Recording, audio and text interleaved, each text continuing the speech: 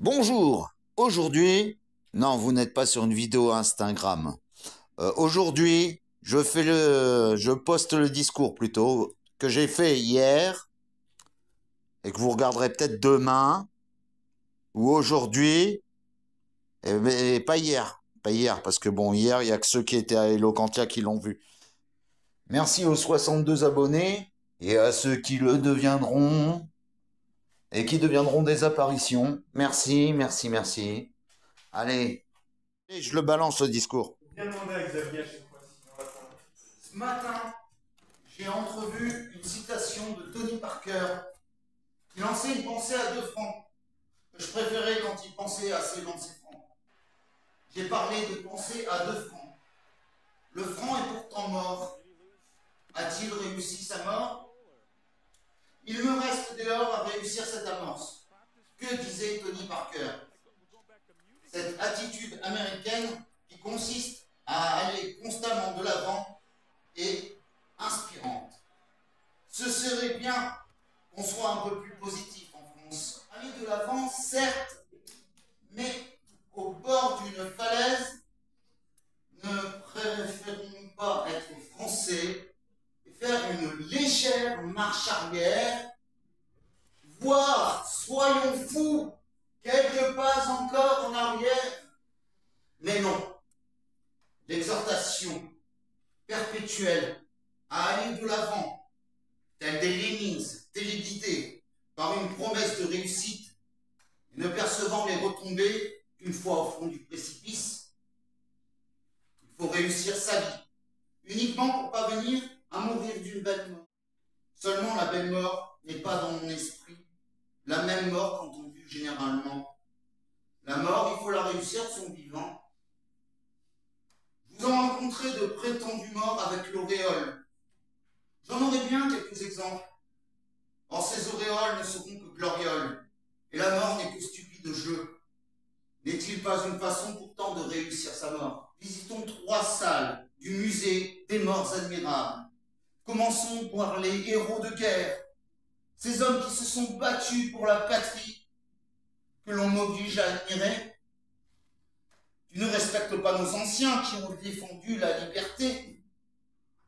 Dois-je, tant que cela, respecter le fait que l'humain, bête à manger du foin, respectons le cheval, l'humain bête s'entretue, héros guerre et paysan bouseux.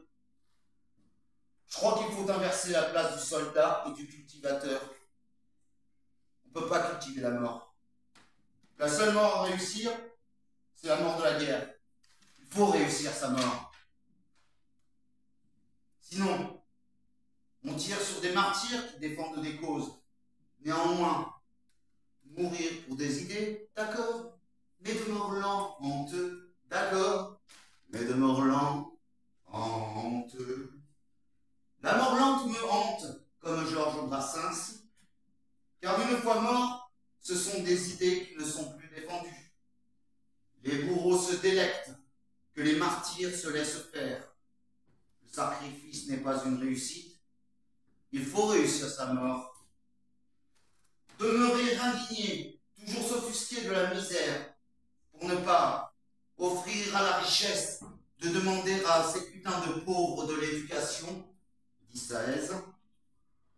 Ne devenons pas celui qui enterre son trésor dans son jardin, celui qui exhibe ses yachts aux yeux de migrants qui, pour traverser mers ou océans, n'embarquent que sur des zodiaques, car ils ne sont pas nés sous la même étoile.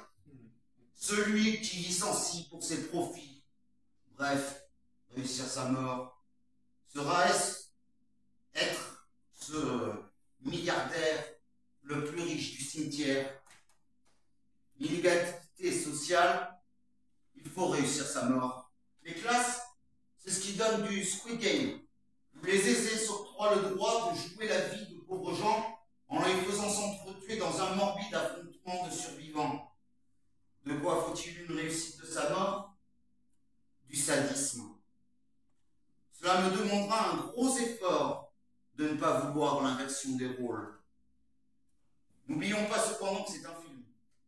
Ce qui n'est pas un film, c'est le Darwin Award. Nous le recevons pour une mort particulièrement stupide. Imaginez une youtubeuse faisant un live sur les dangers de la route, se faisant écraser par un automobiliste qui l'a regardé sur son smartphone et ne la vit pas en tant que piétonne. Mort réussie. Il y a des trophées dont on se passe. Mais pas celui de finir sur une belle phrase.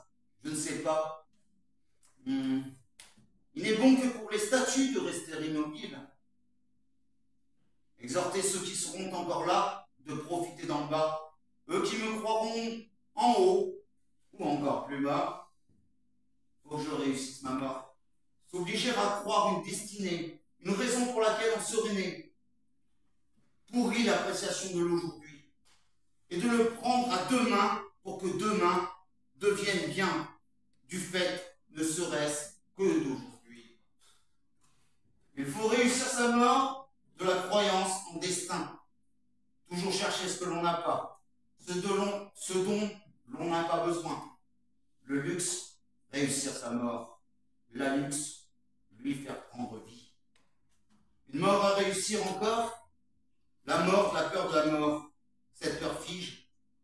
Alors vivant tant que nous le sommes, car il faut bien réussir sa mort, c'est notre sort.